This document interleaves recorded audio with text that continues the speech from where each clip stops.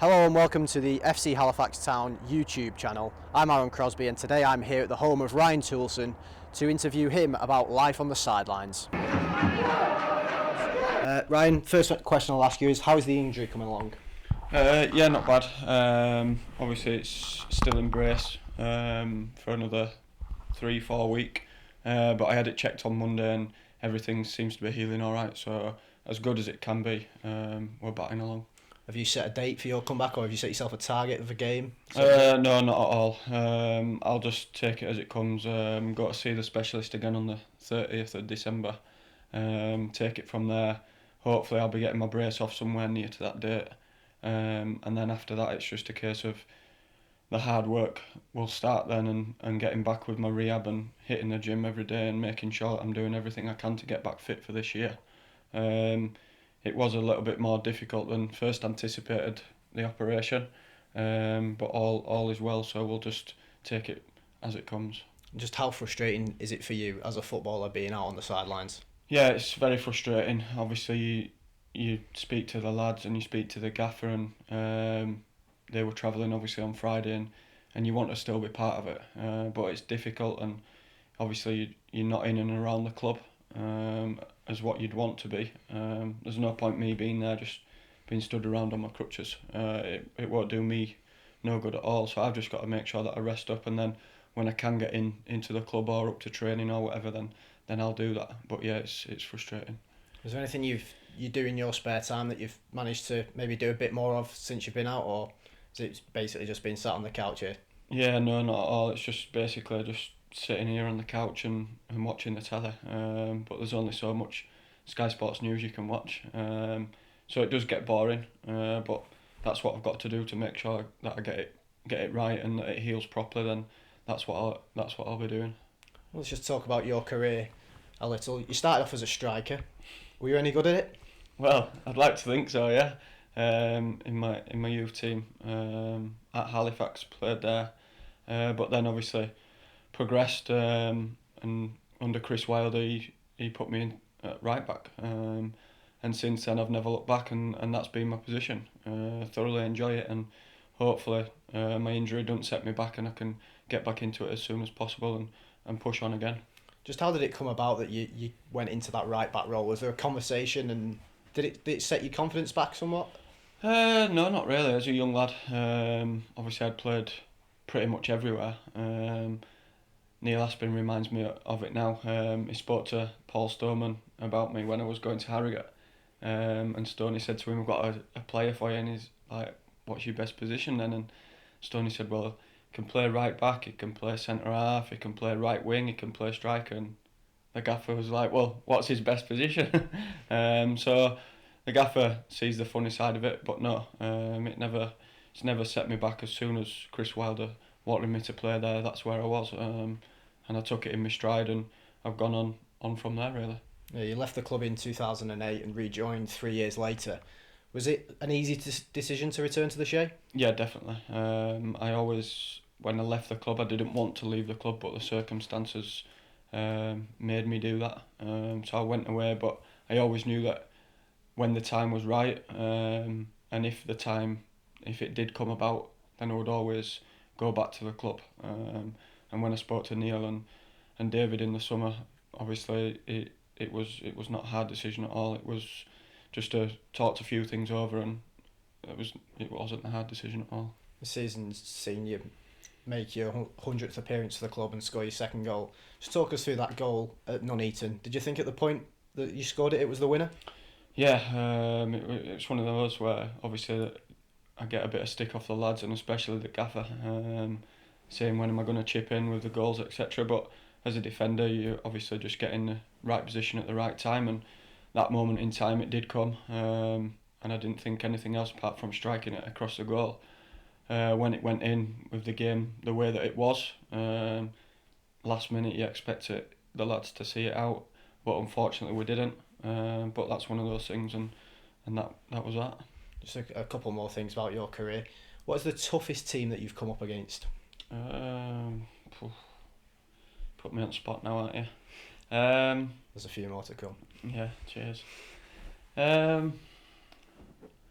Not sure really. In the league, probably you're looking at obviously your Lutons, your Cambridges when I was in the conference before, and obviously back in it now. They're still very good size, but then obviously you look at your friendlies. We've played Wigan, and a few other top teams.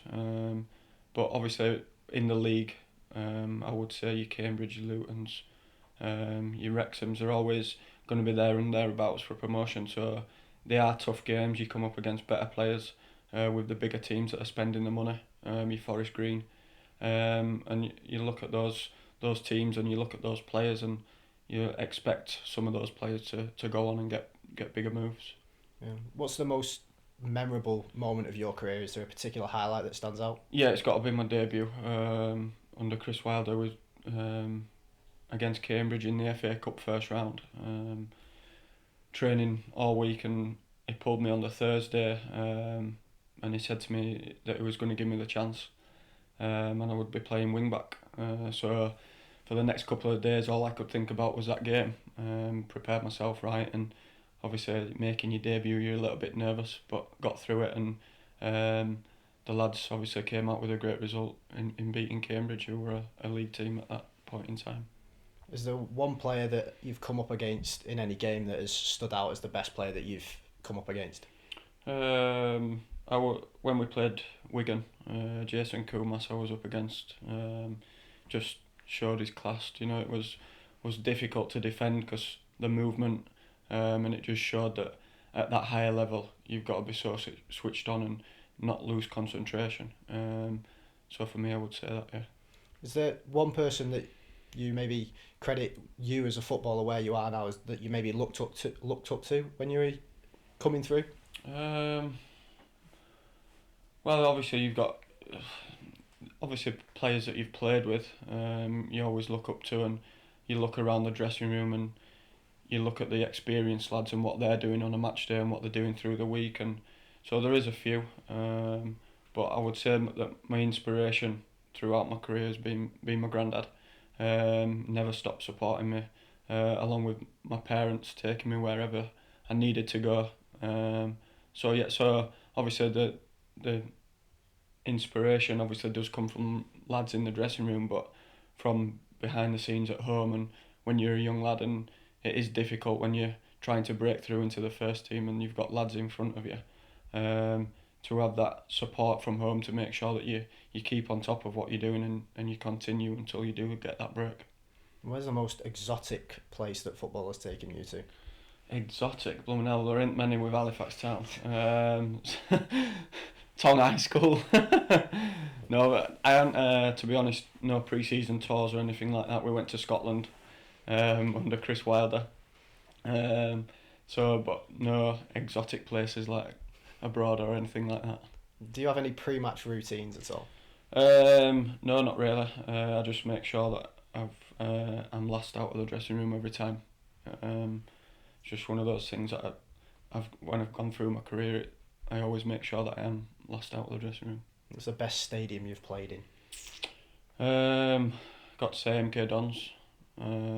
It's a different class. Obviously, I played at Darlington, but no, MK Dons is the best. Yeah. You mentioned the MK Dons. How frustrating was it in that such a high caliber game that you were forced off with injury? Yeah, definitely. Obviously, they're the games you want to play in. You want to make sure that you're playing in that game and you prepare right and make sure you do everything that you can to put yourself in the limelight, so to say. And you have a good game in a game like that, and you never know what can happen. So to come off after 25 minutes, it was very frustrating. But at the end of the day, that's football, and you can't do anything about it. The lads were unlucky to go on and get beat, but we did what we could, and I felt we were unlucky. Last couple of questions. If you weren't a footballer, what do you think where you would be in your life at the minute? If I hadn't have gone down the football route, then I think I would have done what I am doing now, which is working in a school. It's enjoyable, and you get a lot of satisfaction out of your job. To teach the children PE and things like that, and you see the children progress. You get a lot of satisfaction out of it.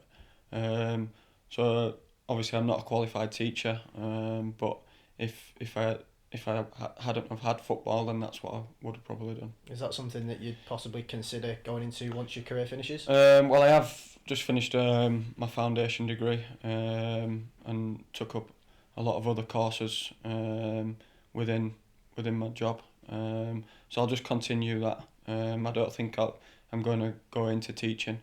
I'm going more down the outdoor learning and PE side of things. So we'll just see where that takes me. And where do you see yourself in 5 years' time? Hopefully still playing. I want to play as long as I can, keep myself fit. But obviously I've got to progress my career outside of football, and that will be within primary teaching, so to say. Right, thank you very much for your time, Ryan. It's been a pleasure. Thank you. Thank you for watching this interview with Ryan Toulson on the A.F.C. Halifax Town YouTube channel. The next interview you will see will be Ben Manning's interview with Lee Gregory. So until then, goodbye, Shaman.